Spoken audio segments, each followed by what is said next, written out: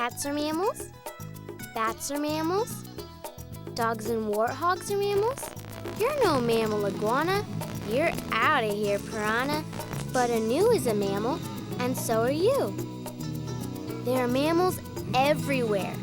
In the sea, on land, and in the air. Welcome to the mammal lair. Enter, if you dare.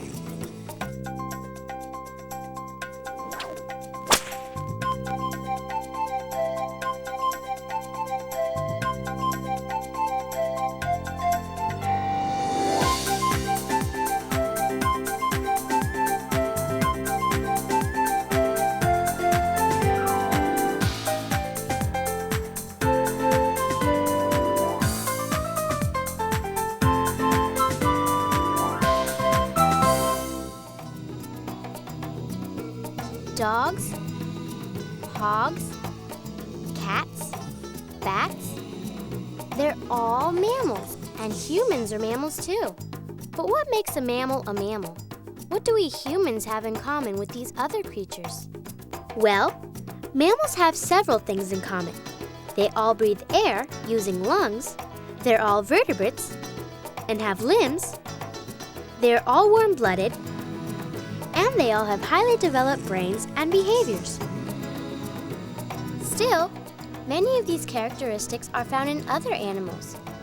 So what really separates mammals from the rest? Two really important things. There are two features on the outsides of their bodies that show that they are mammals: mammary glands and hair. Let's look at these first. What makes mammals unique in the animal kingdom is that mammals have mammary glands. No other kind of animal in the world has mammary glands. Mammary glands are special structures in the skin. In female mammals, these structures make milk when the female is about to have a baby. You see, as the baby grows inside the mammal, her mammary glands start to swell. They begin to make milk just in time for the baby to be born. Newborn mammals need a lot of nourishment in order to grow. That's why, after they are born, baby mammals, like this zebra, spend the first part of their lives nursing or drinking milk from their mother's mammary glands. Mother's milk is an ideal meal for baby mammals like this yak. The mammary glands will continue to make milk until the baby mammal is weaned, or gets used to eating food other than its mother's milk. When the baby stops nursing for good, the mother's mammary glands will return to normal. Did you know that larger mammals usually nurse longer than smaller mammals? Baby African elephants drink their mother's milk for up to 2 years. But this tiny hamster nurses for less than 2 weeks. Hair is the second feature that makes mammals different from all other animals. If you see an animal with hair or fur, chances are you're looking at a mammal. At some point in their lives, all mammals have hair. Some mammals, like this bottlenose dolphin, have hair before they are born. Birds may have feathers, fish may have scales, but only mammals have hair.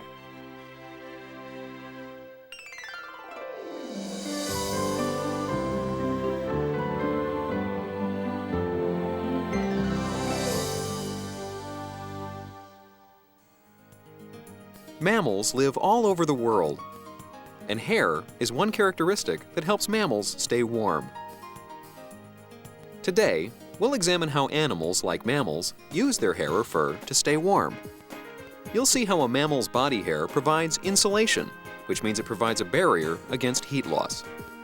For this experiment, we're going to need 2 1-liter jars with lids, 1 box at least 3 centimeters taller and wider than the jars, a measuring cup, and 2 thermometers. We're also going to need a bunch of cotton balls. First, grab some cotton balls and place them in the bottom of the box. Then, set 1 jar in the box and then fill the box to the top with some more cotton balls. Using the measuring cup, add 2 cups of warm water to each jar. Place a thermometer in each jar of warm water for 1 minute. Read and record the temperature of the water in each jar. Now remove the thermometers and seal each jar with a lid. Quickly cover the jar in the box with a layer of cotton balls. Close the lid on the box and leave the jars alone for 10 minutes. We now want to uncover the jars and put a thermometer in each. Allow the thermometers to stand for 1 minute. Finally, read and record the temperature of the water in each jar. What do the temperatures tell you? Did the water in the jar that was placed in the cotton balls stay warmer than the water in the uncovered jar? Do you know why? This is because the cotton, like animal hair, provides insulation. It prevents the heat inside the water from escaping too quickly. Unlike some of their fellow mammals, people have very little body hair, some less than others. But most of our hair is on the top of our heads. So what do humans do to stay warm? We wear jackets and sweaters, of course. Hair comes in several forms. As you've seen, short, thick fur helps keep animals warm. The long, coarse hair of a horse's tail can be used to shoo flies away. The very stiff hair that makes up a cat's whiskers helps the cat feel things that the whiskers brush up against. Hair even helps some mammals defend themselves. Claws, nails, and hooves are actually specially developed hairs. The horn of a rhinoceros is made up of hairs that are all stuck together. Then, there are the quills of a porcupine.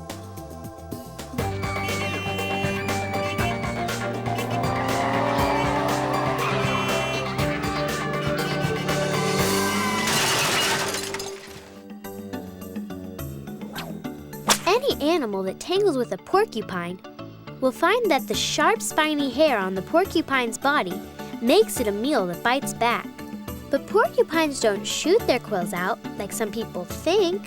Porcupines back into their enemies or whip their tails at them, poking their long quills into their enemy's skin, where their quills will stick. Now you know about two important things that make mammals different. One is mammary glands that make milk. The other is hair. Now let's talk about the other interesting things mammals all have in common. All mammals use lungs to breathe air. People, dogs, even bats all need to breathe air to live. The animals running here use a lot of it. But there are mammals that live in the sea, such as whales, dolphins, and sea lions. Do they have lungs and breathe air too? Well, yes, they do. They breathe at the surface through their nostrils, at the tips of their noses. Then, they dive under the water, where their nostrils close up. This helps them hold their breath until they come up to the surface again. Dolphins and whales do the same thing, except they don't have nostrils the way otters and sea lions do. They have blowholes on the tops of their heads that open to let air in or out. Let's take a look at some other mammal characteristics.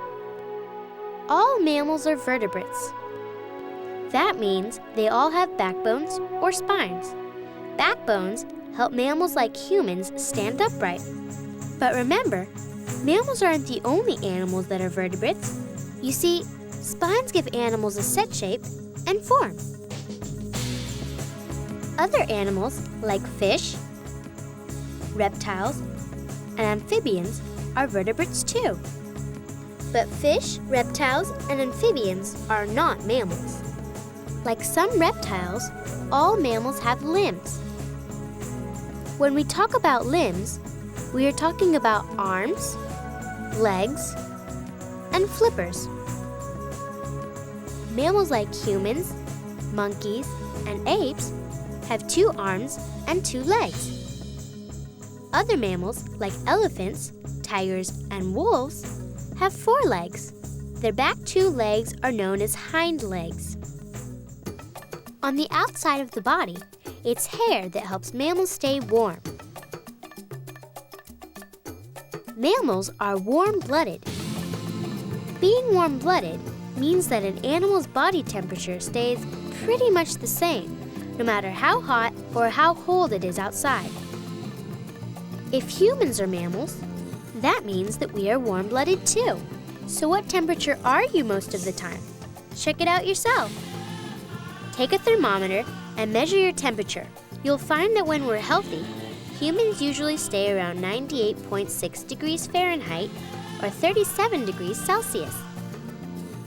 Being warm-blooded helps mammals survive in all kinds of temperature and weather. Other animals, like fish and reptiles, are cold-blooded. That means that their body temperature changes to match their environment. Stick a cold-blooded animal like this snake in these icy surroundings, and you've got a frozen snakesicle. Mammals are born as pretty helpless, unknowing creatures, and they take a long time to grow up and learn how to find food and avoid danger. Because of this, mammals take care of their young much longer than any other kind of animal. Mammal parents sometimes spend years teaching their young how to survive on their own. This jaguar mother may look like she's just playing around with her cub, but she is really teaching it how to fight. As you can see, this jaguar cub is a slow learner. Lucky for the young capybara, the little jaguar hasn't yet learned how to hunt. Using what we know about mammals, let's try and guess which animal is the mammal. Animal A is cold-blooded and has scales. Its babies start eating grown-up food almost as soon as they are born. Animal B is hairless, but has little hairs around its body before it is born. Animal C is a warm-blooded animal. Its entire body is covered in feathers. Which animal is the mammal? Is it animal A, animal B, or animal C? If you guessed animal B, you're right! Animal B is the largest living mammal in the world, the blue whale. The blue whale can grow to be as long as 2 school buses. Now that you know what makes a mammal, think about what mammals need to survive. Like most animals, they need oxygen, water, food, and usually shelter. In order for any group of animals to continue to exist, they also need to reproduce or have babies. Mammals reproduce sexually, with the male and female mating to create babies. But after mating, there are 3 different ways in which the female mammal may grow and produce the baby. Growing it inside her body until it's born, growing it inside her body at first, then in a pouch, or by laying eggs. Most mammal mothers grow their babies inside their bodies until they are ready to be born and live outside the mother. There are a few exceptions, however.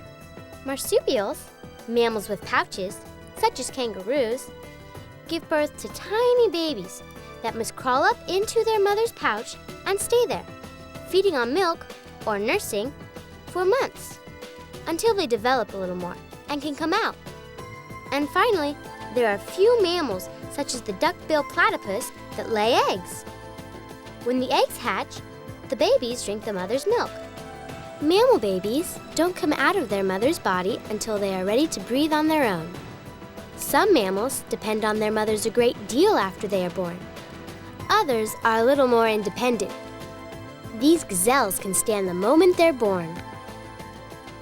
Since young mammals need so much care, mammals tend to have only a few babies at a time.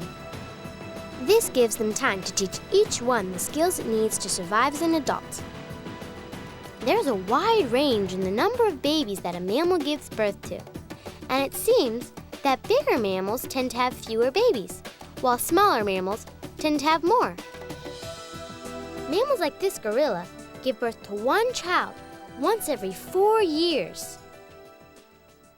Other mammals, like the hamster, may give birth to anywhere from 4 to 12 young at a time. Here, the mother has to work hard to keep the babies clean.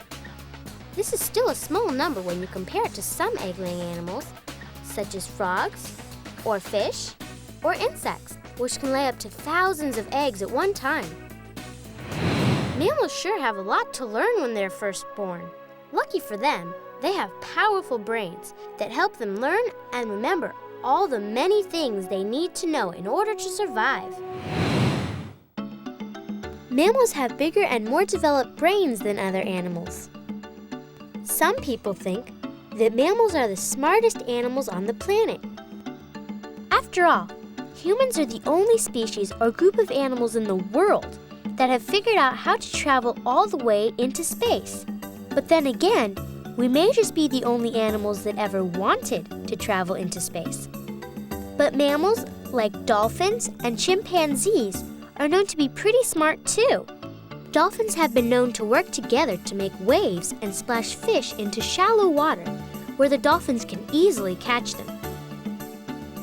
Both species show the ability to make plans and carry them out. This is something only mammals are thought to be able to do.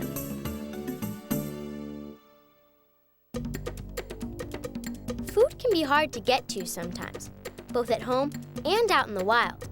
Mammals are the only animals that use their brains to think up tools to help them get to their food. Unlike other animals, mammals, like humans and chimps, don't need their arms to walk or stand. This frees their arms to make and use the tools that they invent. We were able to grasp these tools because we have something called opposable thumbs. That means that mammals like monkeys, apes, and people too, have flexible, bendable thumbs that can move around in different directions. No other animal has thumbs like ours. Thumbs make it easier for us to pick up things.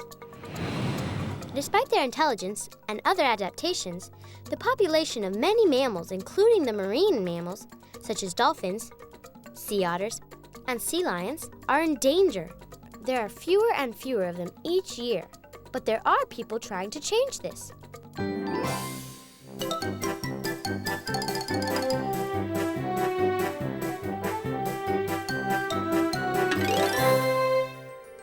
Do you recognize this playful animal? It's a California sea otter.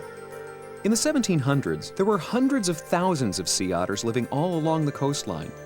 But these otters were hunted for their beautiful fur until there were very few of them left.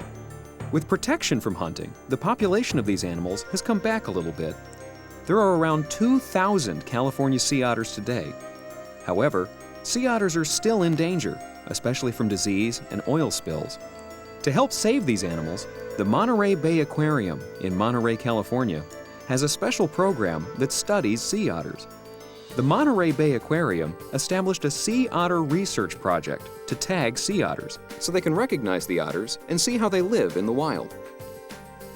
The researchers also rescue injured or ill sea otters, as well as lost otter pups. The pups need constant care from their mothers and will die quickly without it. The rescuers provide this care around the clock. Researchers and volunteers serve as substitute mothers and try to establish a close bond with the pups so they'll feel comfortable and secure. The pups are taken on training swims in the protected waters of the aquarium's Great Tide Pool and in Monterey Bay, where they're shown how to survive in the ocean. At first, the pups stay close to their substitute mothers. Later, they become bolder and swim farther away. When the pups seem to be ready to take care of themselves in the wild, their caregivers return to shore alone, and the pups are free. Through the otters they care for, and through the wild otters they study, the researchers at the aquarium have learned many important things. Sea otters are active animals and need to eat as much as 1/4 of their body weight each day in foods such as abalone, sea urchins, crabs, mussels, and even octopus. Though the population of California sea otters is threatened, through programs such as the one at the Monterey Bay Aquarium, things look brighter for the future. The kinds of things that mammals eat are as different as the kinds of mammals there are. You wouldn't expect a bat, a lion, and an elephant to eat the same things, would you? Many bats eat bugs. Lions eat meat, and elephants eat lots of plants. When an animal eats other animals, it is called a carnivore. It doesn't matter whether the animal it eats is a small mouse or a large zebra. If an animal eats meat or other animals, it's a carnivore. That's what lions, dogs and cats, and dolphins and sea lions are. Carnivores. When an animal eats only plants, it is called an herbivore. Elephants, zebras, and cows are herbivores. Sometimes, an animal will eat plants and other animals. That's an omnivore. Bears are omnivores. They eat berries, bugs, and big animals, if they can catch them.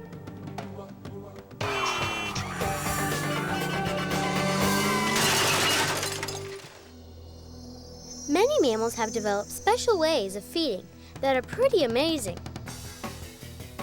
Bats, for instance, use something called echolocation to get around, find shelter, and locate food.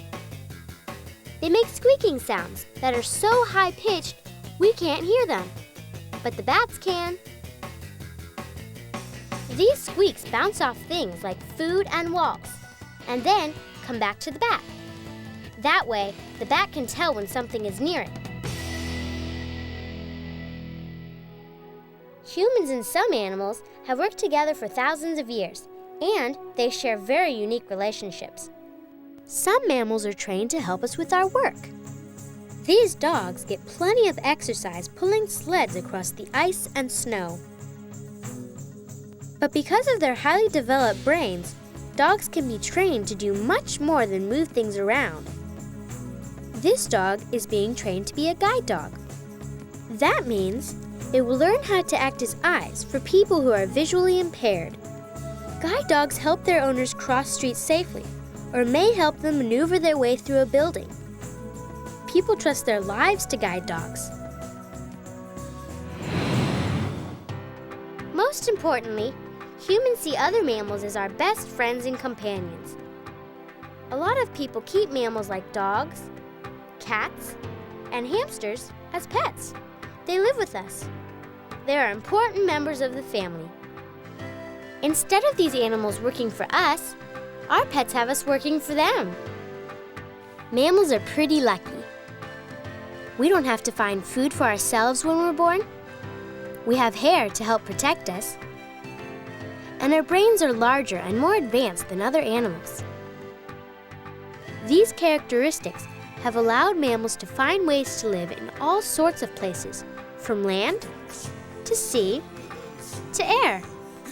There are about 4,500 different kinds of mammals in an amazing variety of body shapes, sizes, and lifestyles. And now you know what they all have in common. You've just begun to learn all about mammals.